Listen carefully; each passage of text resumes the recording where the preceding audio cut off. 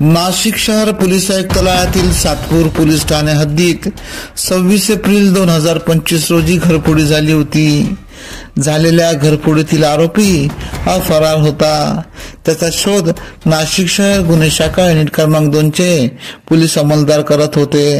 सहाय्यक पोलीस उपनिरीक्षक शंकर काळे व पोलीस हवालदार सुनील आहेर यांना गोपनीय माहिती मिळाली की घरफोडीतील आरोपी हा कलानगर चौक इंदिरानगर नाशिक येथे फिरत आहे।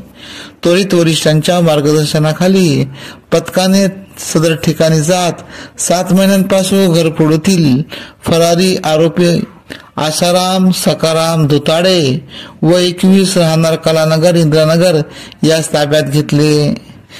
त्यास नाशिक जिल्हा कायद्याचा बालेकिल्ला दाखवताच त्याने गुन्ह्याची कबुली दिली। पुढील कारवाईसाठी सातपूर पोलीस स्टेशनच्या ताब्यात देण्यात आले।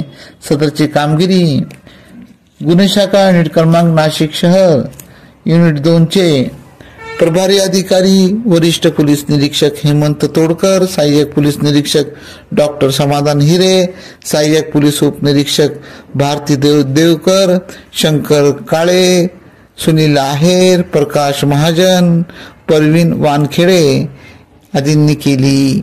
अब हर वारदात पर रहेंगी हमारी नजर।